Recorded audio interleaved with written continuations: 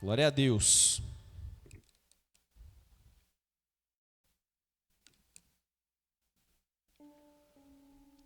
Glória a Deus.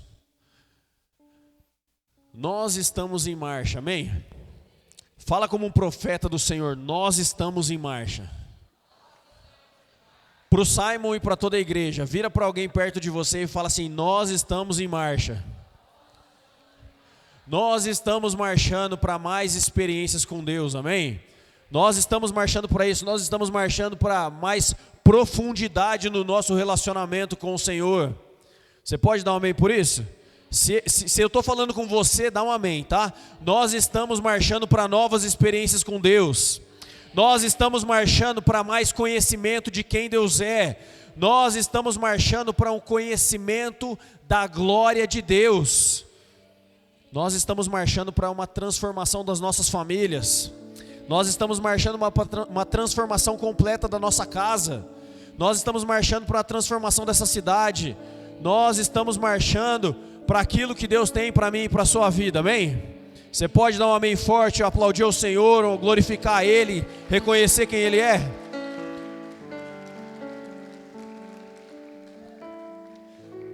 Deuteronômio capítulo 7, verso 5. Eu quero ler esse texto com vocês.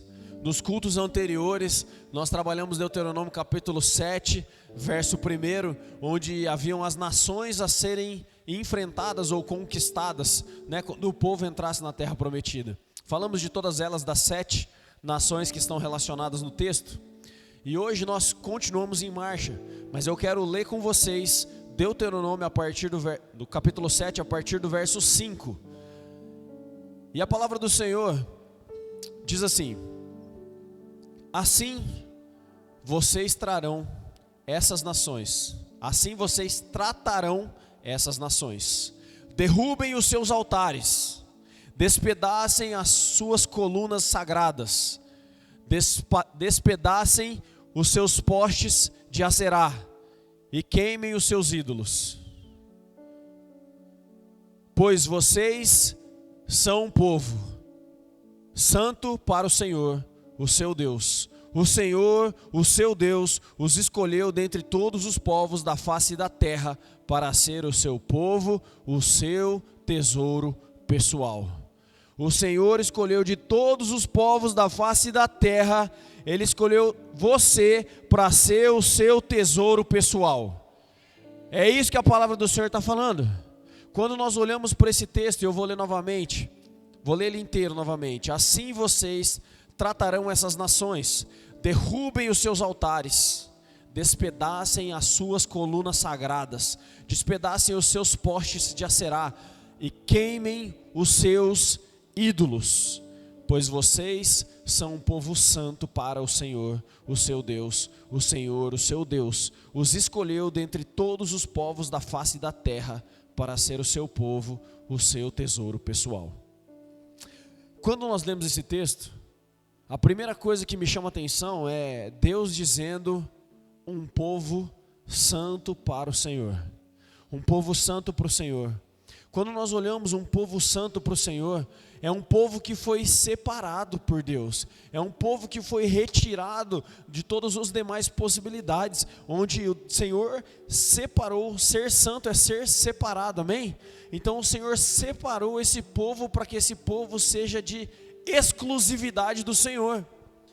Exclusividade do Senhor diz que o nosso coração, a nossa adoração, a nossa vida, ela está totalmente focada e entregue somente a um Deus, que é o nosso Deus.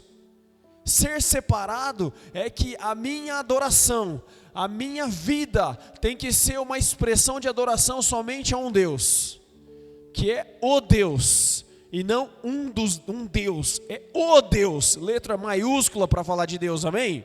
É sobre Ele que nós estamos falando, foi Ele que nos separou. O Senhor te escolheu dentre todos os povos da terra, para ser o seu povo, o seu tesouro pessoal. Como você guarda, lida, protege, cuida de alguma coisa que tem valor para você? Aquilo que tem valor para você, você cuida com carinho, sim ou não? Quando a gente troca de celular, está com um celular novo, Não é um cuidado diferente? Porque aquilo tem o quê? Tem valor. Rapaz, se cair o celular no chão, meu Deus do céu, o que vai acontecer? Como é que você vai comprar outro? Tem um valor monetário envolvido nisso, sim ou não? Agora vocês imaginam Deus falando que nós fomos separados para tesouro pessoal. Esse é o cuidado de Deus para mim e para você. Esse é o cuidado de Deus quando Ele fala para a gente, porque a gente, cara, é para vocês viverem.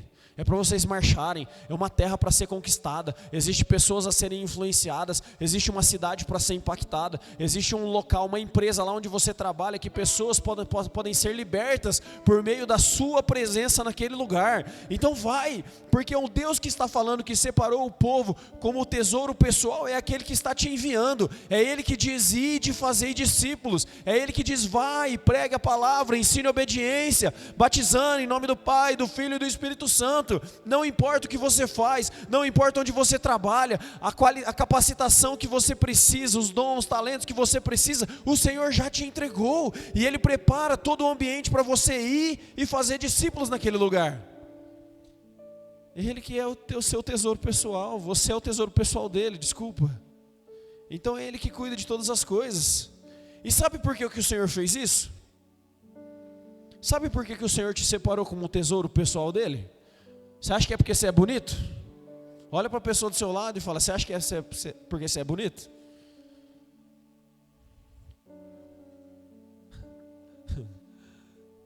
Ele te separou para o tesouro pessoal simplesmente porque Ele te ama. É simplesmente porque Ele te ama. A palavra do Senhor fala, se a gente voltar alguns versículos, Ele fala: vocês foram separados, vocês não eram os mais fortes, vocês não eram os mais preparados, vocês não eram os maiores, mas dentre todos eles o Senhor te separou, porque Ele te ama. Só por isso, porque Ele te ama. Ele não te separou porque Ele tem um serviço para que você faça. Ele não te separou porque Ele quer que você sirva a Ele e fique reconhecendo e dizendo que Ele é santo, porque Ele não tem problema com autoimagem, beleza? Ele não é carente. Ele fez tudo isso porque Ele te ama. E pelo amor dele por nós é que nós respondemos servindo a Ele. É um reconhecimento de quem nós somos e não o que Ele fez por nós. Não é isso, é nós respondemos porque Ele nos amou primeiro e nós o amamos. E devido a esse amor, por ser amado, então eu sirvo. Por ser amado, então eu faço discípulos. Por ser amado, então eu entrego a minha vida em servir ao Senhor. É isso, amém? Fica claro para vocês até aqui? Todo mundo na mesma página, amém? Então por que nós somos separados e resgatados pelo Senhor? Porque Ele nos ama. E quando a gente lê a missão que o Senhor nos confiou, por sermos amados nós respondemos a isso. Em Lucas capítulo 4 verso 18, a palavra do Senhor diz assim: o Espírito do Senhor está sobre mim, porque Ele me ungiu, Jesus falando, tá?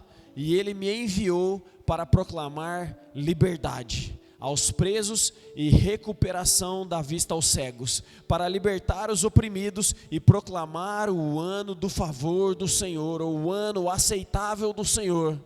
Jesus falando: o Espírito do Senhor está sobre mim, porque Ele me ungiu e me enviou para proclamar liberdade aos presos e recuperar vista aos cegos, para libertar os oprimidos e proclamar o ano do favor do Senhor. Foi isso que Jesus veio fazer, e é isso que Ele estende para nós como igreja, que essa é a nossa missão, é isso que nós devemos fazer, é proclamar o ano aceitável do Senhor. Por sermos amados por Deus, então nós respondemos a essa palavra como? Proclamando o ano aceitável do Senhor. E o que é o ano aceitável do Senhor? Você sabe o que é? Pergunta para você mesmo, vasculha aí na sua mente, pergunta: o que é o ano aceitável do Senhor?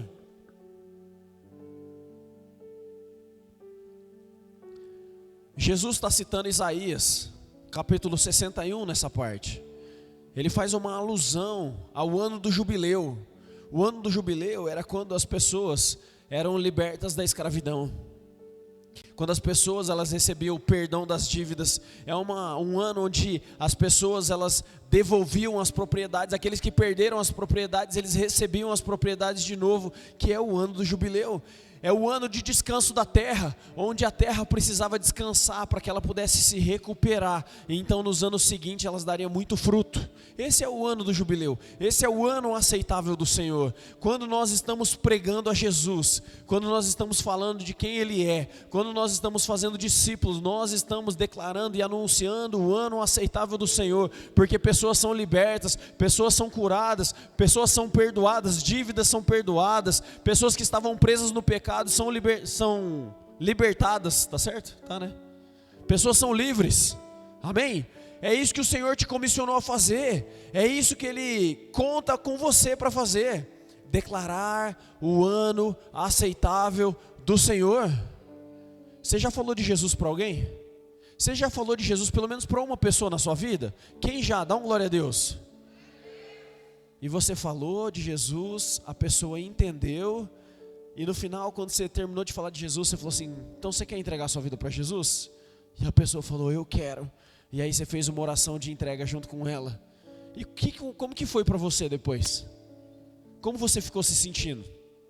Qual foi a sensação após esse momento da pessoa ter aceitado Jesus? Como foi seu coração?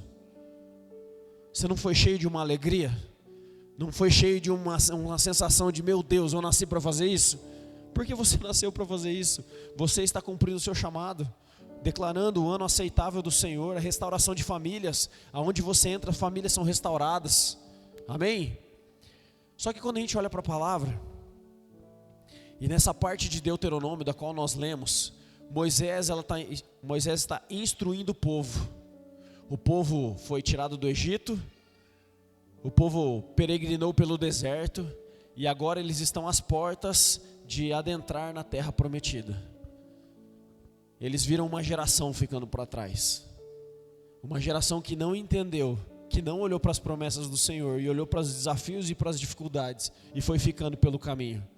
Mas agora existe uma nova geração que viveu tudo aquilo, que passou por tudo aquilo, e agora eles iam entrar na terra prometida. E Moisés está trazendo e está ensinando o povo, falando para eles como eles devem pensar, como eles devem se portar, como eles devem agir, como que eles devem se preparar para que essa conquista aconteça, e eles não façam como os antepassados, que vai precisar dar mais uma volta no deserto para estarem preparados para entrar na terra prometida. Por isso Moisés está preparando a nova geração, quando ele está falando: gente, presta atenção, obedeça tudo aquilo que o Senhor fala. Vai ter nações lá que são mais fortes, mas não temam, porque o Senhor está com vocês, é o Senhor que vai dar a vitória nessas batalhas. Ele está preparando o povo. E aí quando nós lemos Deuteronômio capítulo 7, no verso 5, que nós começamos lendo ele, a palavra fala: derrubem os altares,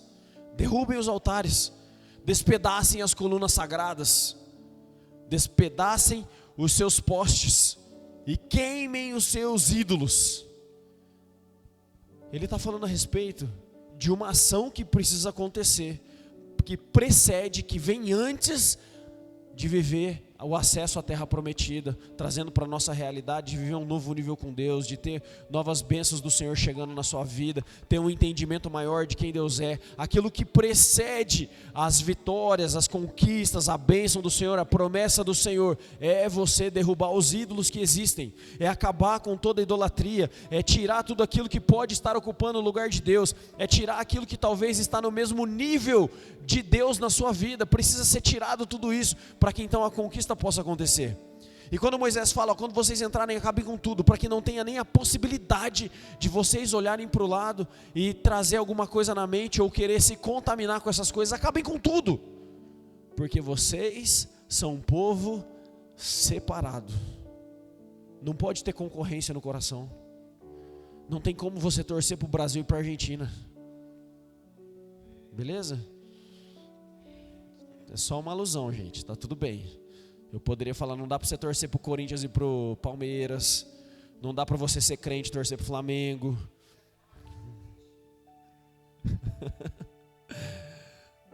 Não tem como ter concorrência no coração, gente. Não tem como, porque nós somos povo separado, de uso exclusivo. E é isso que o Senhor tem para nós, é isso que o Senhor tem para você. Quando nós olhamos a história de Gideão, quando Gideão é chamado, depois você pode ler lá em Juízes, capítulo 6, Gideão é chamado, então, a primeira coisa que Deus fala para ele, falei, você foi levantado para trazer libertação para o povo. Vai e acaba com todos os ídolos que existem, corta o poste, derruba o altar, porque não pode haver concorrência no seu coração. Então acaba com tudo isso, porque agora Jesus, no caso Deus, vai ser entronizado nesse povo e vocês serão libertos. O que precedeu a liberdade do povo? Acabar com os altares, acabar com a concorrência, tira tudo.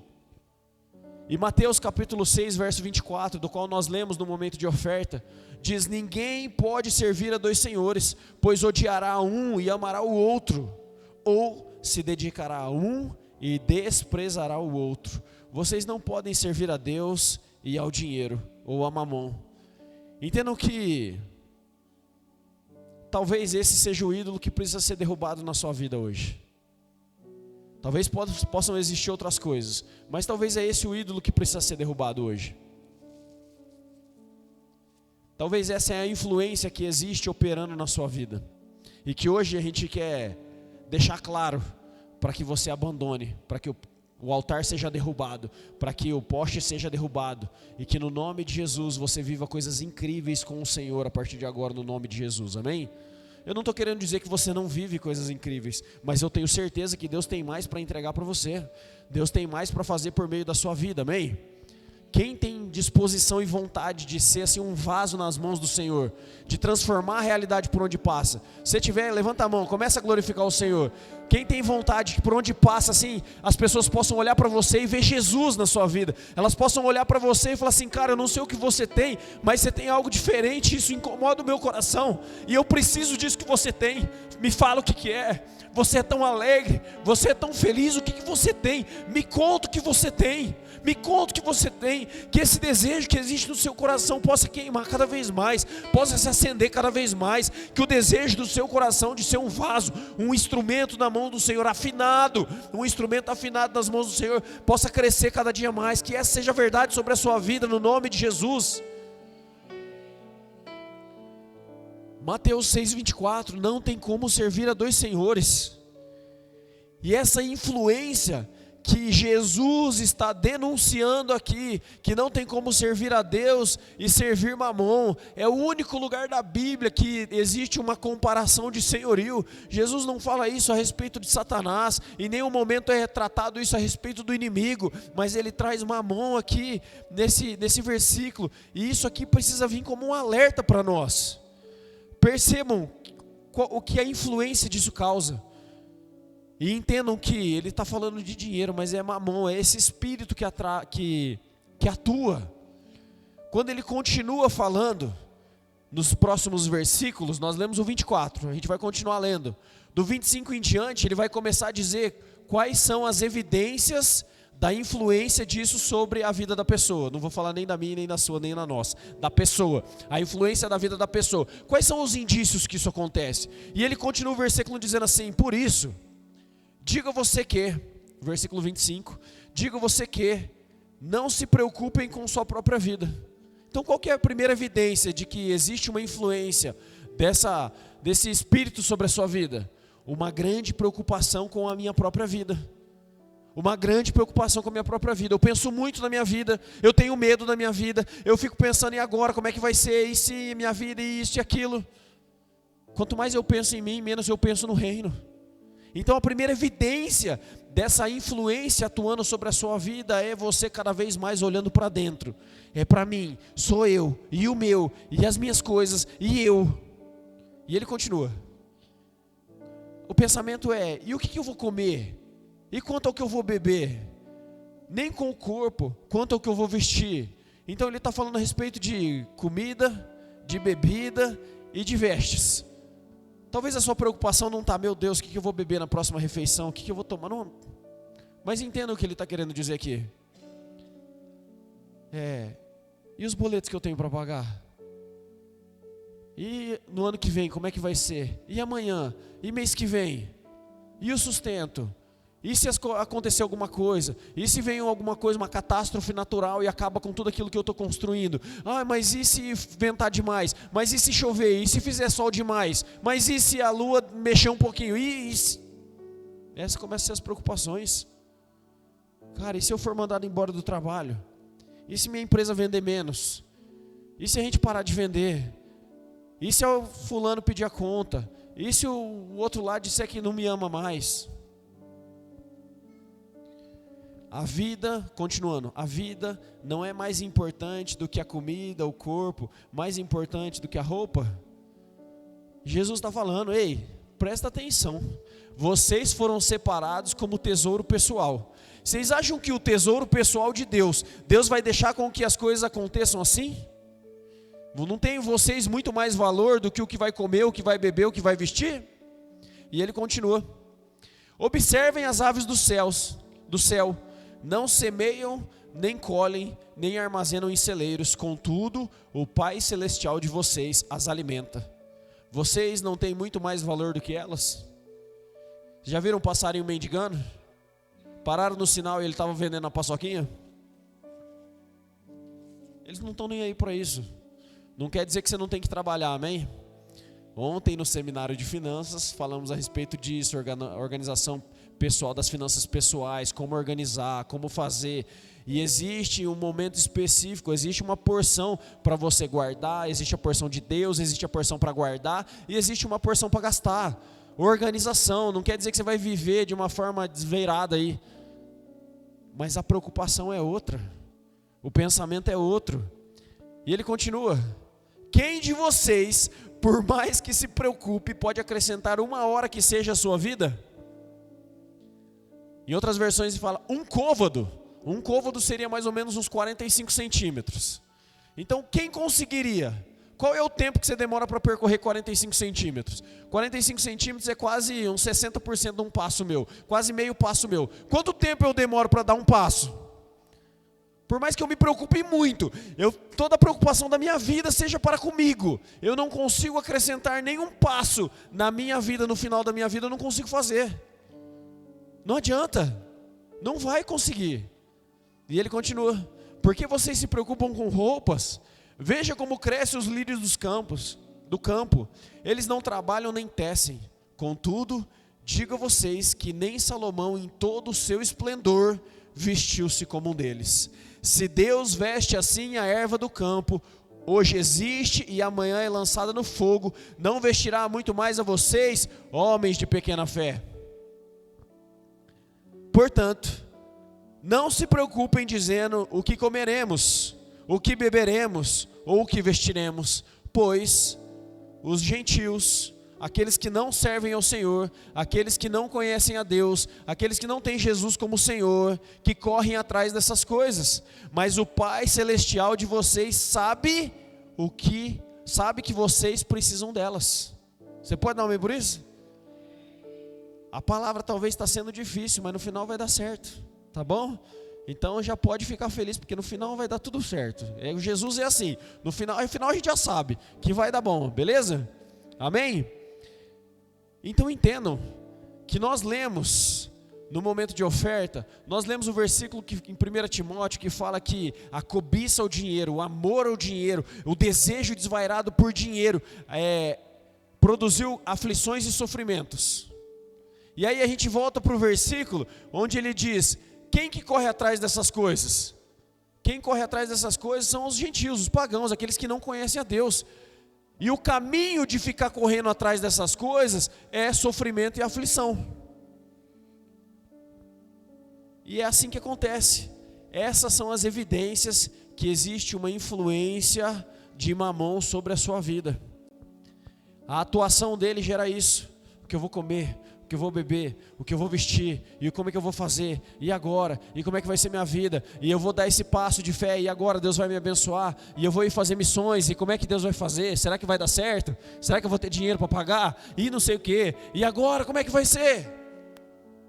E talvez ainda não ficou claro para você, talvez eu ainda não consegui clarificar tudo isso, daquilo que eu estou falando para vocês.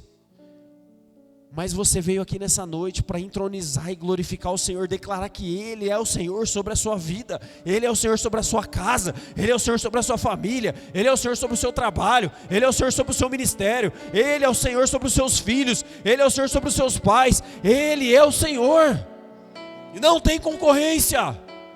Se tinha concorrência, vai acabar hoje no nome de Jesus. Quando a gente olha, essa influência não é de hoje. A ação de Mamon não começou hoje, não começou nesse século que nós estamos, não. Quando a gente olha o povo de Israel, lá no Egito, já estavam sofrendo sobre a influência disso. Pensa comigo. Moisés está instruindo o povo para obedecer e guardar o coração. E o que o povo mais pediu no deserto? Vocês lembram? Que eles estavam, quando eles pensavam nas cebolas do Egito, eles estavam com o quê? Com o quê? Com fome. Quando eles pediam, ai Moisés, vamos morrer de sede aqui, estava todo mundo com sede, o que vamos beber? Pensa comigo, eles eram escravos no Egito, eu tenho plena convicção que eu não tenho nem noção do que é uma escravidão. Eu tenho plena convicção, por mais que eu tente imaginar muito, que eu veja filmes, que eu veja imagens, estudamos história na escola, a gente não tem noção do que seja uma escravidão. Deve ser muito pior do que tudo aquilo que eu consigo imaginar. Mas eles eram escravos, beleza? Eles eram o quê? Escravos. E aí vem Deus. Depois que eles se lembraram de orar e clamar ao Senhor, Deus vem e tira eles do Egito, não simplesmente tirando do Egito. Deus vem e acaba com a maior nação que existia na época, mandando as pragas para lá e acabando com tudo. Saíram com grande mão poderosa. Eles vendo o esplendor do poder de Deus se sobrevindo por todos os deuses egípcios, e os deuses egípcios não puderam fazer nada diante do tamanho do poder de Deus. E eles eram escravos, mas eles saem cheios de recurso do Egito. Porque Deus fala, pede para o vizinho aí o que vocês quiserem.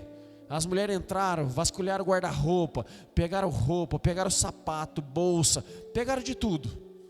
Umas air fryer, eletrodoméstico. Os homens foram lá, pegaram o relógio, brincadeira, vai. Pegaram tudo que eles tinham de valor e estavam levando embora. E aí eles saindo carregados com muitas coisas. Eles chegam num lugar chamado Pi-Hairote, onde Deus dá a direção para que eles vão. Diante deles o mar, atrás o exército egípcio. Não tinha para onde ir, não tinha para onde correr. E aí Deus fala para eles, por que vocês estão clamando? Marchem. E aí eles marcham. E o que acontece com o mar? O mar abre. O povo passa seco. Veio o exército do Egito. Entra no mar. O mar faz o quê? Fecha. Acaba com todo o exército do Egito. O mais poderoso exército que existia na época foi liquidado por Deus nas águas. E aí o povo festeja e toca pandeiro e parará, e vai, e Deus é glorioso, meu Deus, nós louvamos e glorificamos ao Senhor, e Ele é incrível, e Ele abriu o mar, e Ele fechou o mar, e nós somos livres. Aí a gente vira a página da Bíblia. Moisés, não tem nada para a gente comer? Estamos com fome, Moisés. Pelo menos no Egito a gente tinha cebola para comer. Pensa comigo, gente. Eles acabaram de ver o exército morrendo do Egito, eles sendo livres, resgatados, libertos. Eles eram escravos, saíram cheios de posses do Egito, de posse não, mas de riqueza do Egito. Eles viram a maior nação ser destruída pelo poder de Deus. E aí eles começam a pedir comida. E reclamando, e Moisés, você trouxe aqui a gente para matar a gente. Será que não tinha lugar suficiente lá no Egito para a gente ser enterrado? Teve que trazer a gente para cá? Será que não tem água para a gente poder beber nesse lugar? Meu Deus, Moisés. Será que não tinha ninguém no meio deles para falar assim, ei, espera aí, gente, olha o que Deus acabou de fazer, olha as maravilhas que Deus está fazendo nesses últimos meses nas nossas vidas. Espera aí, não. Antes da gente reclamar, vamos fazer o seguinte, vamos dar a mão aqui, dá a mão aí, dá a mão para todo mundo aí. Eles deram a mão, fizeram uma grande roda, 5 milhões de pessoas, fizeram uma grande roda. Será que não tinha ninguém para falar assim, Senhor, nós vimos o que o Senhor fez, nós vimos as maravilhas, Nós sabemos o tamanho do seu poder. E a gente está com fome. Será que o Senhor pode providenciar comida? Mas a influência de Mamon vem para deixar cego. Existiu uma promessa para eles. Qual que era a promessa? Vocês vão entrar numa terra que mana leite e mel. Vocês vão entrar numa terra boa. Vocês vão entrar numa terra que produz. Que lá, eles não sabiam disso ainda, mas lá nessa terra precisa de 2 homens para carregar um cacho de uva. Tamanho é o cacho de uva. É tipo aquele que tem na entrada de Marialva lá, quem conhece. É um caixão gigantesco de uva. Precisa de 2 homens para carregar. Essa é a terra que o Senhor está falando de promessa ao povo. E aí eles poderiam olhar para a promessa e falando assim, ó, nós estamos com fome, mas Deus falou que existe uma promessa. Então se Deus falou que existe uma promessa, Deus vai cumprir, sim ou não? Porque Deus cumpre promessa, não cumpre? Então Ele tem uma promessa para nós. Nós estamos com fome, mas existe uma promessa. Então existe uma certeza que de fome a gente não morre. Será que não tinha ninguém no meio para parar e falar, gente, olha a promessa, olha a promessa. Mas o espírito de Mamon vem para quê? Para tirar os olhos da promessa e colocar os olhos no hoje. O que eu vou comer? Eu estou com fome. O que eu vou beber? Eu estou com sede. O que eu vou vestir? Eu não tenho recurso. E aí você para de se alegrar com aquilo que o Senhor prometeu. E você começa a se entristecer com aquilo que você não tem hoje, com aquilo que você não vive hoje. O espírito de Mamon estava atuando no meio deles, para que eles tirassem os olhos da promessa e viessem somente para aquilo que eles estavam vivendo. Eles estavam diante da terra. Os espias foram olhar a terra para entender como é que era, como é que estavam as coisas. E então Moisés levantou os príncipes. Vamos pegar um príncipe de cada tribo aqui e a gente vai mandar como espias. E aí eles foram para a terra. Quando eles chegam na terra, uma terra boa, que manda leite e mel, cheio de coisas, cachos de uvas gigantescos, que produz muita coisa, uma terra muito boa. E eles poderiam ter olhado e falar assim, uau, que terra boa, a gente vai possuir essa. Imagina a hora que a gente plantar então. Se eles não têm nem a bênção do Senhor, já tem o tamanho de cacho de uva, imagina a hora que a gente plantar, vai ser um negócio estrondoso. Mas vem o espírito de Mamon. Vocês são como gafanhotos. Não se alegra com essa terra não. Olha o tamanho deles. Eles não estão nem percebendo que vocês estão aqui, porque vocês são igual gafanhoto. Olha o tamanho desses caras. Vocês não aguentam não. Vai todo mundo morrer. O exército deles é muito poderoso. Vocês não aguentam. Para de se alegrar com isso aqui. Começa a pensar com o plano B aí. Porque esse plano aí que Deus fez não vai acontecer na vida de vocês. Essa é a ação de Mamon. É isso que o espírito de Mamon faz. É essa, quando você começa a dividir o senhorio do seu coração com esse tipo de pensamento, com esse tipo de influência. Isso que é produzido. Esses são os indicadores que existe uma influência atuando por meio da sua vida. E tirar os olhos das promessas e trazer os olhos para hoje, começa a gerar o quê? Teve gente que quase morreu me esperando eu falar a próxima palavra aqui. Ansiedade.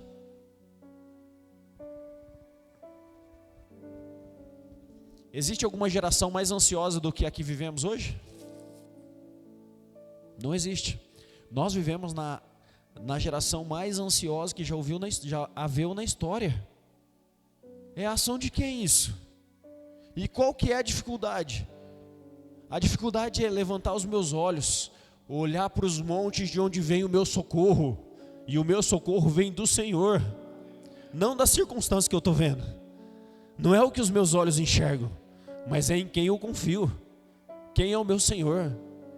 Nessa noite o Senhor te trouxe aqui para você derrubar os seus ídolos, derrubar naquilo que você tem colocado a sua esperança, derrubar, de abandonar aonde você tem colocado a sua esperança que não é no Senhor, esperando com que alguém te faça uma indicação, esperando com que alguém te dê atenção, alguém te abra uma porta. A pessoa até pode ser um canal, mas quem abre a porta é Deus.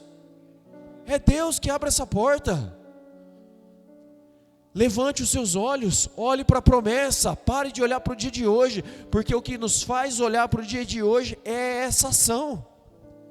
E você veio aqui nessa noite no nome de Jesus para derrubar tudo e qualquer ídolo que existe e entronizar Jesus no trono da sua vida. Porque não tem como a gente servir a 2 senhores. Ou a gente vai agradar um e desagradar o outro, ou a gente vai amar um e vai odiar o outro. Por isso que o Senhor quer acabar com isso na sua vida. E se a gente continua o versículo de Mateus, no verso 33, ele dá a receita para isso. Então, pastor, eu quero viver uma realidade diferente, como é que eu faço? Eu já entendi que existe uma operação disso na minha vida, existe uma influência disso na minha vida, eu já entendi, eu já vi os indicadores aí que o pastor mostrou, eu já entendi que existe uma forte influência sobre a minha vida, e eu preciso acabar com isso. Eu estou me tornando uma pessoa ansiosa, eu já até falo que eu sou ansioso, e a palavra fala, não andeis ansiosos por coisa alguma, mas eu sou ansioso. Não, você não é ansioso, você está ansioso, porque Deus não te fez assim. E aí, Deus fala, vamos mudar essa realidade? Vamos mudar essa realidade? Vamos viver diferente? Vamos começar olhando levantando os nossos olhos para a promessa? Vamos começar olhando para o Deus que nós servimos? Vamos começar a viver aquilo que a gente fala, aquilo que a gente declara na palavra, que Jesus é o nosso Senhor? Vamos começar a colocar isso em prática. Eu não sei a realidade que você está vivendo, mas eu sei o Deus do qual nós adoramos, eu sei o Deus que nós servimos, eu sei o que a palavra fala, e é sobre mim e sobre você que essa palavra está falando. Deus, Jesus sendo entronizado, e é isso que está acontecendo aqui nessa noite. E a palavra fala, enquanto aqueles que cobiçam dinheiro, que correm atrás dessas coisas, estão vivendo angústia e sofrimento, a palavra fala, busquem, pois, em primeiro lugar, o reino de Deus e a sua justiça. E aí quando você busca, pois, em primeiro lugar o reino, quando você consegue tirar o pensamento de você mesmo, quando você consegue levantar os seus olhos e olhar para o Senhor e para a promessa, parar de ficar sofrendo por aquilo que você ainda não tem, ou aquilo que você ainda não vive, e olhar para o Senhor e começar a buscar Ele em primeiro lugar, as demais coisas começam a ser acrescentadas e você nem percebe, porque é isso que a palavra fala. Entendam que enquanto o inimigo ele está querendo fazer você olhar para você mesmo, você pensar mais em você, pensar mais nas suas necessidades, e essa é a ação de Mamon. O Senhor vem falando, para de pensar em você primeiro e começa a buscar o reino de Deus, porque quanto mais você busca o reino, mais o seu coração é alinhado ao Senhor, mais sensível você está ao Senhor, e você vai sendo um instrumento, como um rio que flui nessa terra. Então o Senhor os céus podem tocar essa terra por meio da sua vida, e onde você passa, você vai ver cegos vendo, presos sendo libertos, pessoas sendo curadas, famílias sendo restauradas, pessoas sendo ativadas para viver o propósito de Deus. Você é um rio, e onde você vai flui. Busque, pois, em primeiro lugar o reino e a sua justiça, e todas essas coisas serão acrescentadas. Portanto, não se preocupem com o amanhã. É para parar de planejar? Sim ou não? É para parar de planejar? É para parar de ser diligente nas finanças? É para parar de você trabalhar e ser excelente no seu trabalho? Não, nada disso. Mas a palavra diz, pare de se preocupar com o dia de amanhã. Começa a se preocupar com a presença de Deus na sua vida. Começa a pensar se Deus está sendo entronizado na sua vida. Começa a colocar Ele no lugar dele. Então, não se preocupem com o amanhã, pois o amanhã trará as suas próprias preocupações. Basta cada dia os seus próprios problemas. Olha o que Deus está falando para o povo. Agora voltando para Deuteronômio, Moisés ensinando o povo. Vocês viram com os próprios olhos. Nós estamos falando de Moisés. Moisés foi o libertador. Moisés já era da velha geração e não ficou preso no caminho, não morreu no caminho do deserto, ele continuou caminhando. E ele diz assim, gente, presta atenção, gente, Bola de Neve Moarama e visitantes, presta atenção aqui que eu vou falar para vocês. Vocês viram com os próprios olhos as grandezas, as grandes provas, os sinais maravilhosos e os prodígios, a mão poderosa e o braço forte com o que o Senhor, o seu Deus, os tirou de lá. Você pode testemunhar de onde Deus te tirou. Quem era você há 5 anos atrás? Quem era você há 10 anos atrás? Quem era você quando você tinha há 20 anos atrás? Deus te libertou desse lugar, e não foi fácil. Deus te arrancou desse lugar. Olha o tanto de coisa que Ele teve que fazer para arrancar você desse lugar.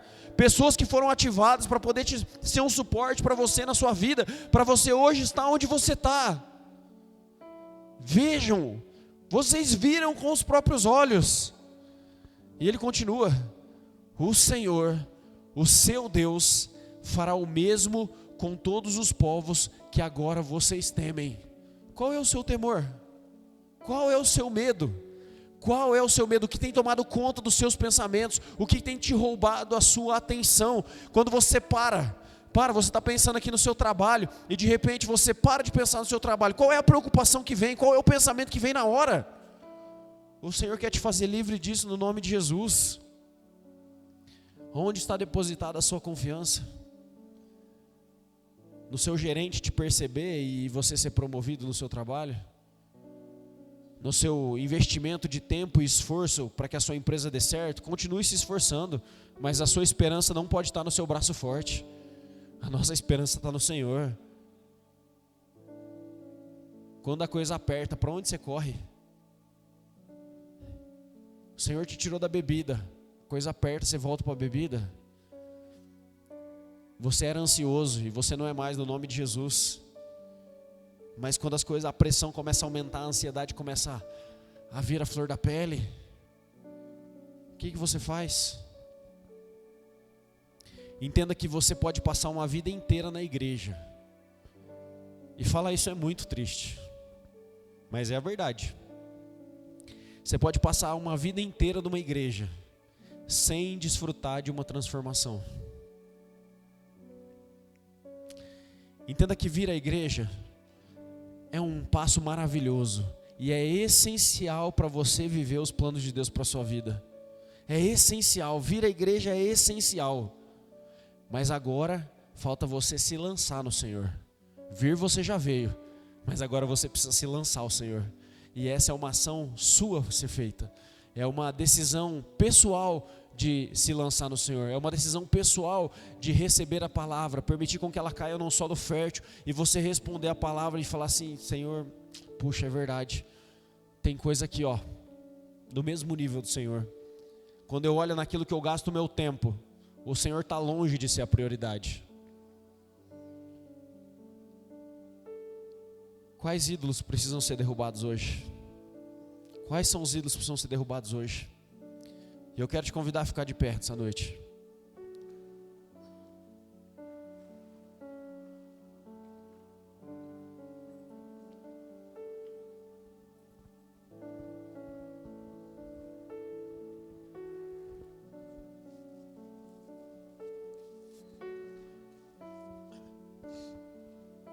Entenda que, assim como Moisés estava ensinando o povo novamente, a nova geração estava sendo ensinada para que eles conseguissem romper o ciclo que eles estavam, o novo ciclo que eles tinham para viver, para romper aquilo que já tinha acontecido no passado e que eles pudessem entrar na terra prometida. Eles estavam sendo instruídos por Deus para que eles pudessem entrar na terra prometida. O Senhor te trouxe aqui nessa noite para te dizer isso.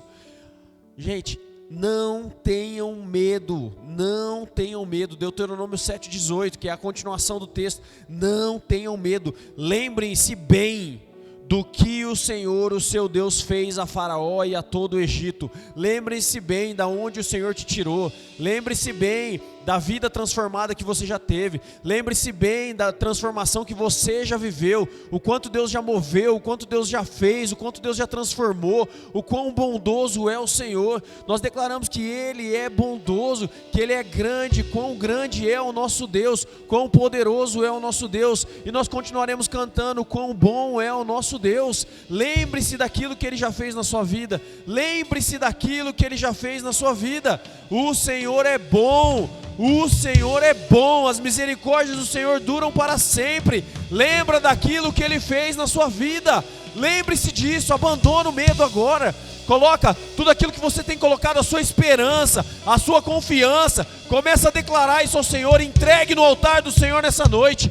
Qualquer tipo de concorrência que exista no seu coração, é a noite de você entregar no altar do Senhor, de sair daqui liberto, se o seu pensamento, as suas preocupações têm sido na sua própria vida, essa é a noite de ser transformado.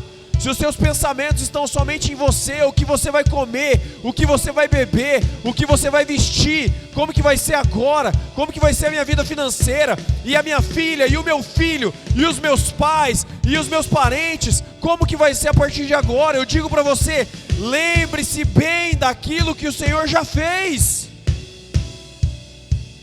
Abandona o que precisa ser abandonado.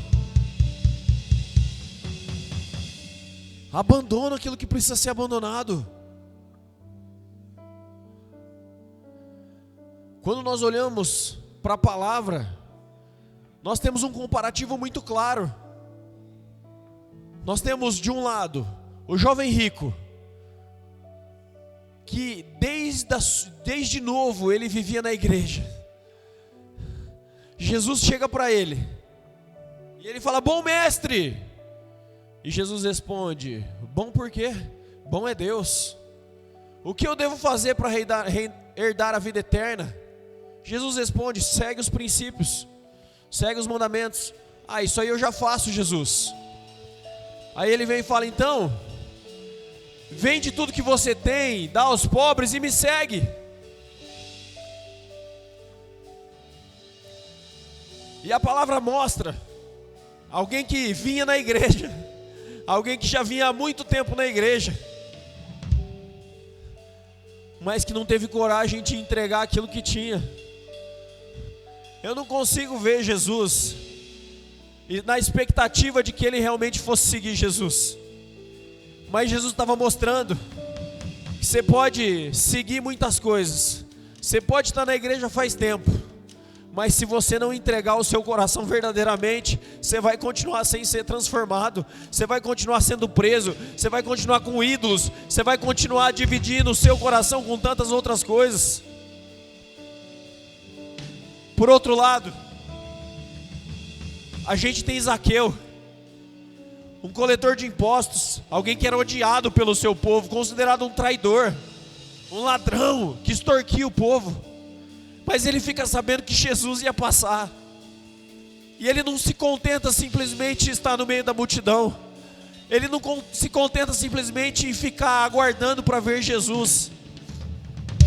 O desejo dele era tanto de ver Jesus que ele sobe numa árvore, e quando ele sobe nessa árvore, ele demonstra o desejo do coração que ele tinha de conhecer Jesus e ser transformado. E nós vemos uma das poucas passagens de Jesus se oferecendo para ir na casa de alguém.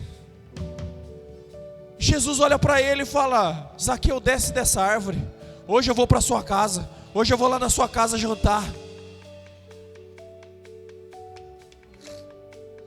E nós vemos que Zaqueu, um novo convertido, tinha acabado de chegar na igreja, ele tem uma prontidão em conhecer Jesus e responder a palavra. Ele subiu na árvore, e depois de conhecer Jesus, enquanto a velha mentalidade foi embora triste, porque era de muitas posses, o Zaqueu fala: Jesus, metade do que eu tenho eu dou para os pobres, e se eu roubei alguém eu vou devolver 4 vezes mais, mas o que eu quero é o Senhor.